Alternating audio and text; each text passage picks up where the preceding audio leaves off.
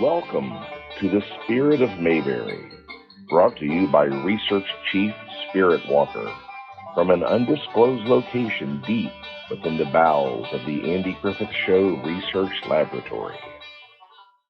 Today is Monday, October 10th, 2022.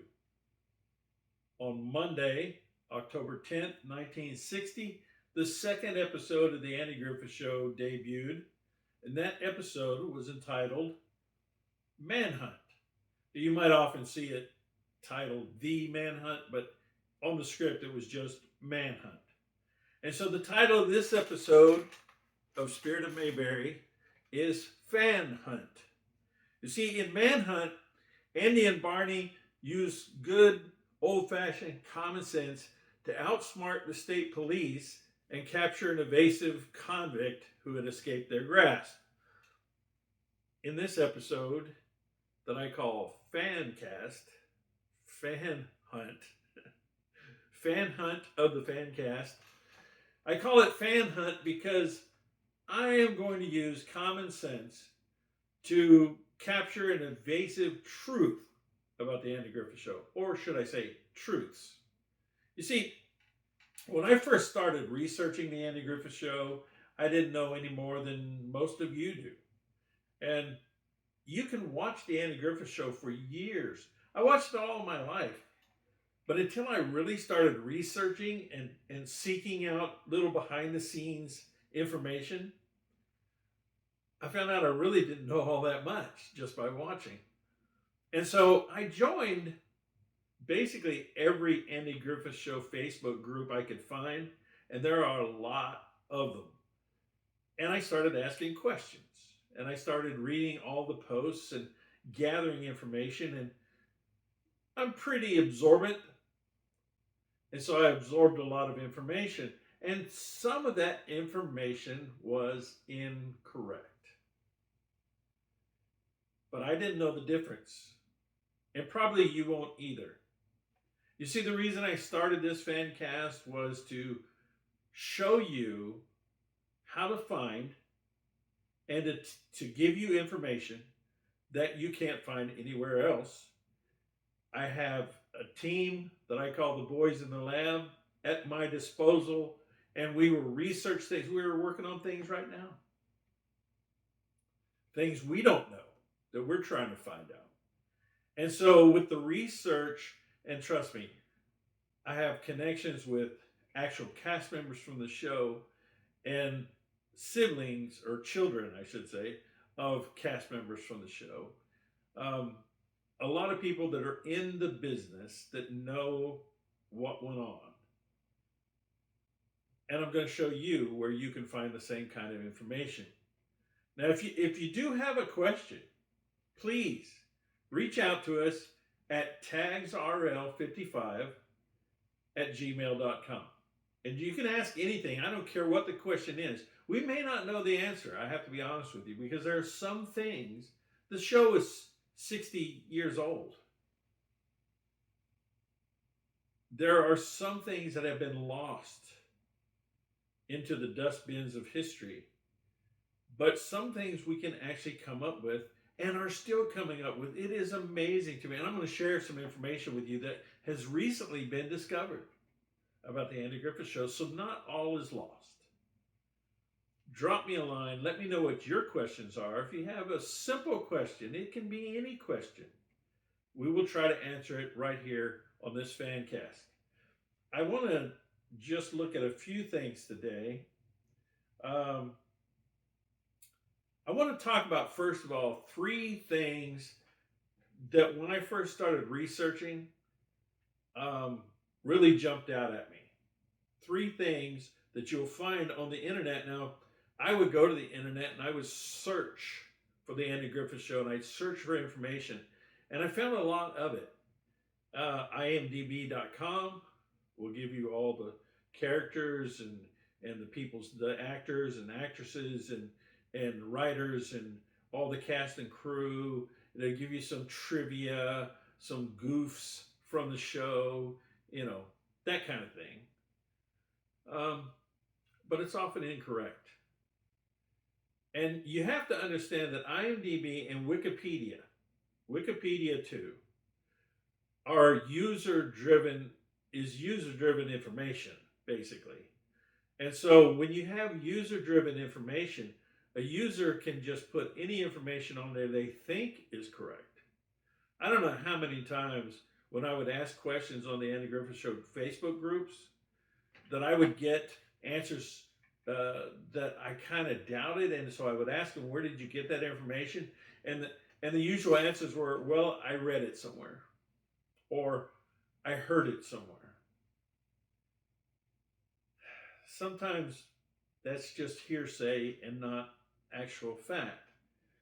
So where can a fan go to hunt for good, honest information? I'm going to give you 3 examples of really bad information that is still out there on the internet. These are 3 things that just get under my skin because I see them posted so much on these groups.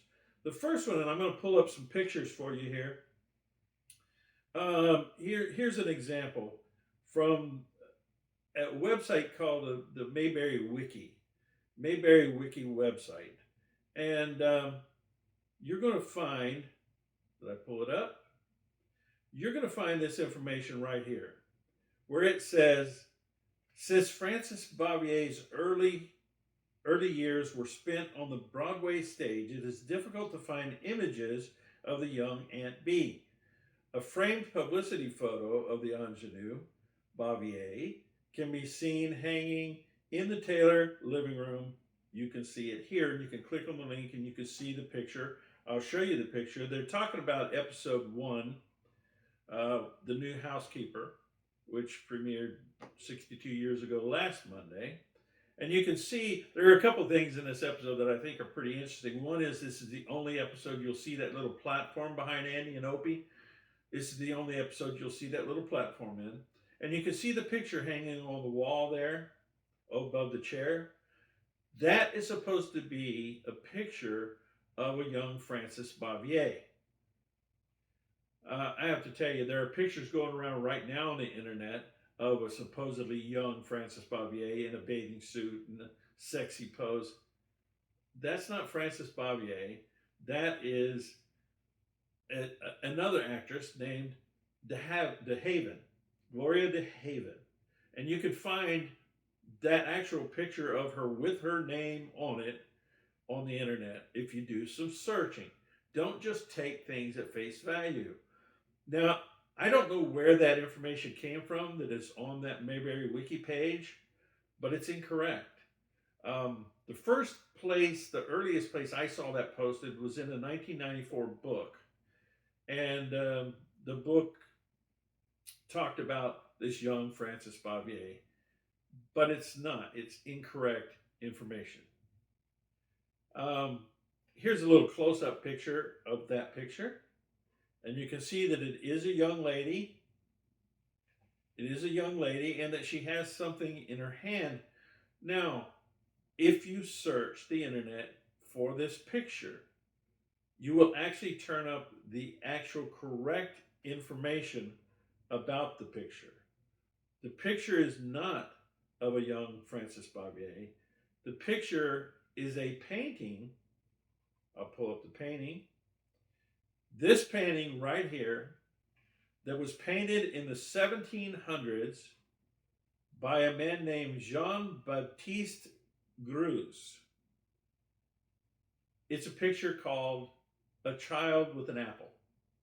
It's not Frances Bavier at all. And so a quick internet search for the picture gave me the correct information, and it is historically correct. That's not Frances Bavier. Then in episode 3, The Guitar Player, when Jim Lindsay comes to town, you're going to see this. You can see here that you can see the information on imdb.com says the little boy with the dog pictured on the jail cell calendar is Ron Howard's real life younger brother, Clint Howard. Let's think about this. Clint Howard Ron's little brother, was born in April 1959.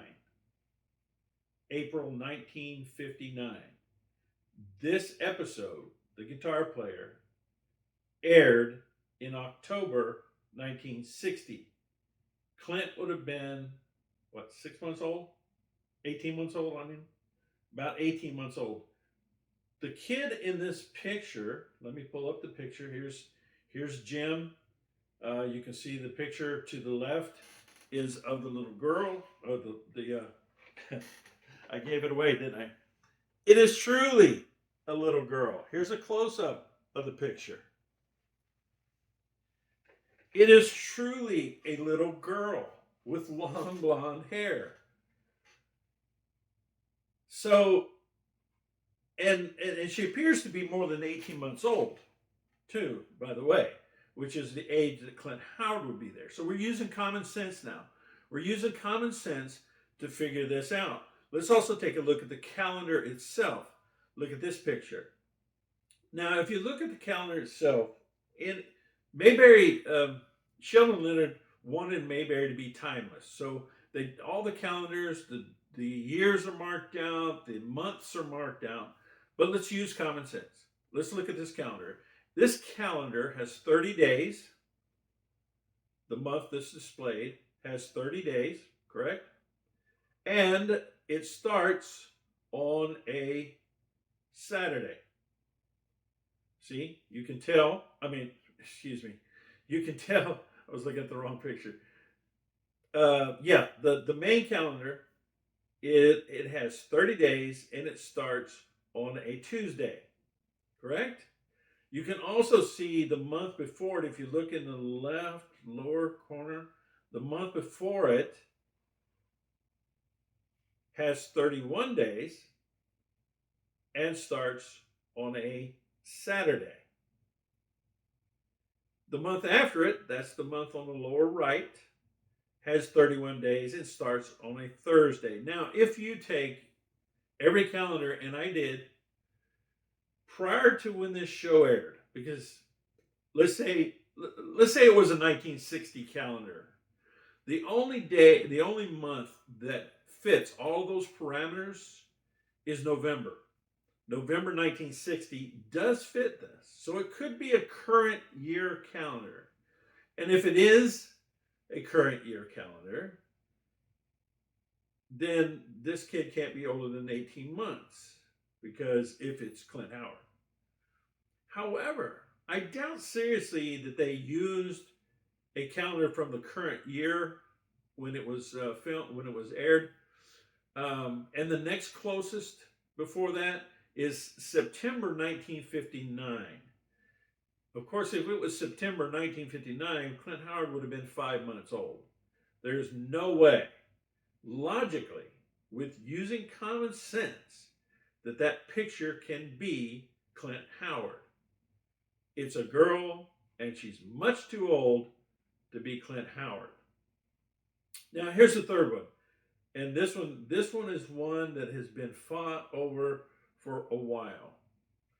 And recently the truth has come about. You'll find this. Let's go back to IMDb, episode number 9 of season 1, which is A Feud is a Feud. The person in question is the actress who played Hannah Carter in that episode. She is listed here on IMDb as being Karen Kupcinet. It says right there, Karen Kupcinet as Tammy Windsor. She was billed as Tammy Windsor, but they're saying that the actress who actually played her is Karen Kupcinet. Now let's go over to Wikipedia. Let's go to Wikipedia and let's look at. I did a search for Karen Kupcinet, and this is what it says on Wikipedia under career. It shows her listed as being on the Andy Griffith Show. You can see it clearly there. I did a search for Tammy Windsor, and this is what I came up with. And you can see conflicting information here in that it lists Sandra DeBear as Tammy Windsor in Little Shop of Horrors. It also lists Karen Cupsonet as townswoman Tammy Windsor in The Wild and the Innocent. Which one is right? Is it Sandra DeBeer or is it Karen Cupsonet? Now, let me tell you why that's important. It's important because you'll see a lot of time on these Facebook groups that Karen Cupsonet, the girl that played Hannah Carter, the poor thing, she was murdered at the age of 22. And that's true. Karen Cupsonet was murdered at the age of 22. And it's still one of those Hollywood unsolved crimes. And so everybody says, oh, that poor Hannah Carter. No, it was not Hannah Carter. It was actually Sandra DeBeer. I want to read from this book right here, the Mayberry Rerun Watcher's Guide to Season 1. On page 104, that covers that episode, and you'll see here the picture from IMDb of Karen. I mean the picture from the episode with the young lady that plays Hannah Carter, and it says the shot of Josh Wakefield and Hannah Carter at the door was shot in the studio. Hannah Carter is played by an actress billed as Tammy Windsor. For years, internet sources have consistently but erroneously stated that Tammy Windsor was the stage name of Karen Cupsonet. Cupsonet was murdered at the age of 22 and her murder is still unsolved. However, according to Cupsonet's uncle, she never used the stage name Tammy Windsor. Furthermore, the actress who actually played the part, whose real name is Sandra DeBeer, came forward to refute the Cupsonet claim. DeBeer retired from acting and became a successful commercial casting agent. At the time of this writing, she is alive and well and living out of the public eye.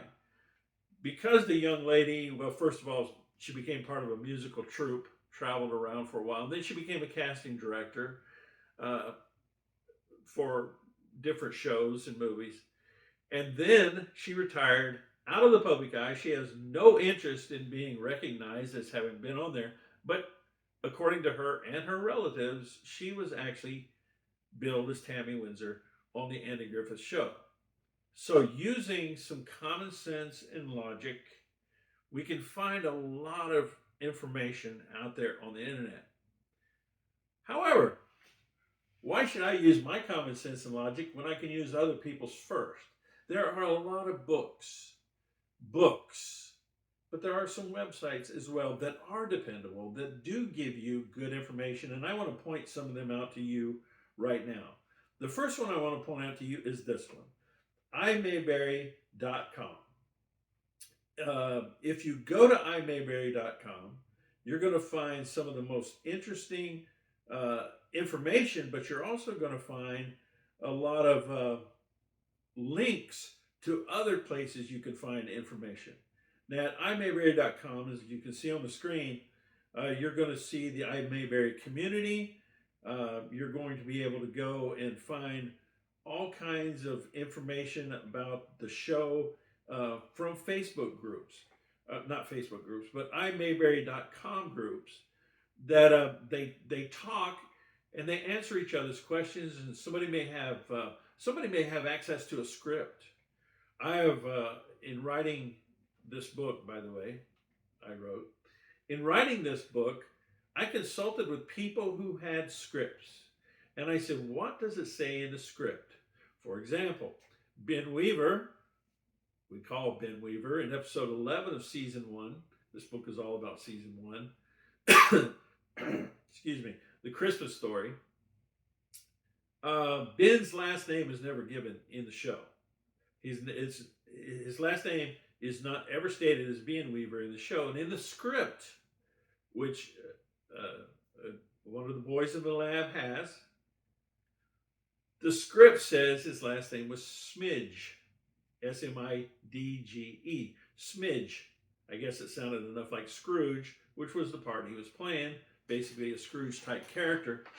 And so his name was Smidge in the script. So in the book, in my book, The Rerun Watcher's Guide to Season 1, you're going to see that information in there.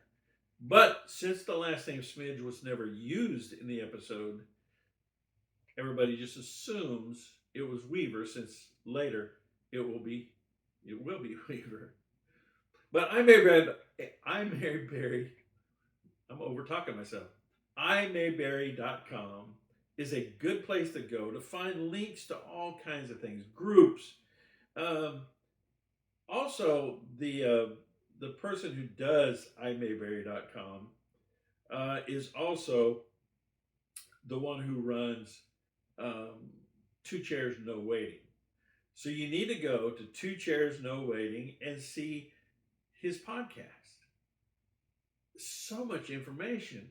Alan Newsom has been doing this podcast since 2008. He's had interviews with everybody, virtually everybody on the show is in an interview somewhere in one of those 705 or 6 now, I think. 706 episodes of Two Chairs No Waiting. You cannot miss with this podcast. But also, you can go to Weaver's Department Store and you can see all of the interesting things that are for sale at weaversdepartmentstore.com. There are books. And trust me, any book that you buy from weaversdepartmentstore.com has been thoroughly looked at and checked out to make sure that the information is relatively accurate. Let me just add this. Every book, and I don't care who writes it, every book is going to have mistakes in it. You know why? We are humans. We make mistakes. We're not infallible. There are going to be, I have found mistakes in my own book.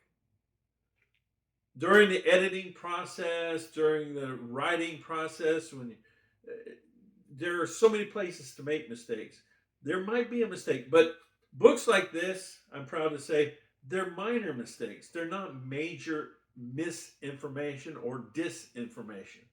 And you're not going to find misinformation and disinformation in any of the books that Weaver sells. They're going to be good, reliable books.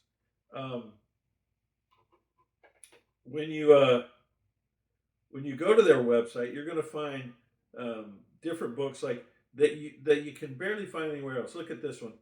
This is Becoming Thelma Lou. This book was written by Betty Lynn, who played Thelma Lou. You'll also find Tied Up in Knots. And this is a book by Karen Knotts, Don Knotts' daughter, who does an excellent show called Tied Up in Knots. And this is her book about her and her father. You can find virtually any important book by celebrities that were on the show on this website. You need to go there. You need to get your information from books that they okay. Now, I have to tell you that my favorite place to find good informational books is Liberty Grove. You can see here, Liberty Grove Press, LLC. You can find this at mayberrybooks.com. It is owned and operated and established by Randy Turner, who is a very, very detailed researcher. And his website is all books. Well, he does have a t-shirt and little trinkets for Christmas and stuff, but he majors in books. This is his business. He writes books and he publishes books about Mayberry, about anything Andy Griffith. He started this just to publish books about the Andy Griffith Show. And you can find some excellent books there. You'll find his book, 60 Years of Mayberry. I just pulled up for you. 60 Years of Mayberry is an outstanding book about Mayberry. And it's not written by Randy, actually. Randy edited the book, but what he did was he had cast members and other people in the know write essays about different things about Mayberry and about the show, and then he edited them together. And it is an outstanding informational book. You'll see his book, Mayberry Firsts. This is, and Randy will even admit it himself, that he uses, it's about the first time you see this, the first time this happens, the first, all the firsts in Mayberry, but he just uses that as a springboard to tell you more about that subject. And so it's very cleverly written and concise. Now, he also has written the travel guide to Mount Airy, Mayberry Travel Guide. It's out right now. He writes calendars, he writes flip. You can find all that at Liberty Grove Press. But another thing that you can find at Liberty Grove Press, and again, the address is mayberrybooks.com. All right, that's the actual address. But another thing you can find on there is if you look on the title page here, you can see a link to the Andy Griffith Show Ambassadors Program. You need to join the Andy Griffith Show Ambassadors Program. Every quarter, you will get a magazine that will come out, always full of information. Here's one thing. Every time somebody dies from the show, somebody will say, oh, the only one left is Ron Howard. No, it's not. Randy actually publishes who is still alive in the magazine every quarter. He does them in little groups because there are so many of them. He has to do them in little groups in his magazine, but you can get that information and you can be ahead of the curve when somebody says, oh, Ron Howard's the only one left. No, he's not. There are plenty of them. And so you can get really good information. And I guarantee that Karen Cupson information is in that magazine in detail how they discovered this. So I'm telling you, go to mayberrybooks.com, go to weaversdepartmentstore.com and get books from there. You'll find older books like I heard about this book. I heard about this book on Two Chairs, No Waiting, The Andy Griffith Show by Richard Kelly, and it's long been out of print, but I found this one on Amazon and was able to get it. It's an old book, but it features all kind of insight into the show. It is outstandingly written, but it's written and authored a lot of the information by actual cast members from the show. It's an excellent book to start. If you're a beginner, look on Amazon and get the Andy Griffith Show book. Another one that I saw on Two Chairs No Waiting. I went to Mayberry Days this past September and specifically looking for this book. You can find it on Amazon. You can find it on eBay. They're mostly used books, and I wasn't really happy with the condition of the books. But I went to Mayberry Days, and in Mount Airy at Mayberry on Main, I finally found Neil Brower's book, Mayberry 101, and I love this book. I am still in the middle of reading some of the stuff, but Neil Brower is a professor, a college professor who teaches classes on the Andy Griffith Show, and he is full of information. He has interviewed everybody that's anybody from the show. Incredible knowledge this man has, and this is a must-have if you want to start really learning about the show. Mayberry 101. And another one that is way out of print that I found on, I think I found this on Amazon as well, is a book called Inside Mayberry. And it has just an abundance of information about Mayberry itself. There are books out there. You just have to look for them. Don't settle for, I heard it somewhere, I read it somewhere. Get it from people that really know the show, because the questions you have are important to get the right information. Nobody wants to be wrong, right? Go find these books, find these websites, check them out. These people know what they're talking about. I guarantee you, you will not be disappointed. And if you have a chance, pick up my latest book. This book is everything you wanted to know about season 1, scene by scene, episode by episode. It is designed as a guide for you to sit and watch a first season episode, flip to the appropriate chapter, and say, scene 1, here's all the things to look for in the background. Here's all the things to listen for. What did Barney mean when he said, can we castle mine the ceiling, when Gentleman Dan Caldwell was going to come in? What did he mean by that? What is castle mine? It's in the book. Why did Bobby Fish refer to $20 as 20 fish? Bobby Fish. Why did Bobby Fleet refer to $20 as 20 fish? Why did Eddie Brooke, the escaped convict, try to bribe Barney with a fin?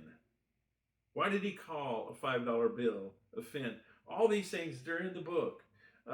Where can you see a stagehand reach out and close the door behind Aunt Bee because she didn't get it closed? You'll see all those things, all the little things that make the Andy Griffith Show so entertaining. It is amazing. You have support. There are people just like you out there, and they have some answers that you would love to hear. Find the books, visit the websites, and have a great Mayberry experience. And don't forget to keep spreading that Mayberry spirit with everyone you meet. Till next time, I'll see you.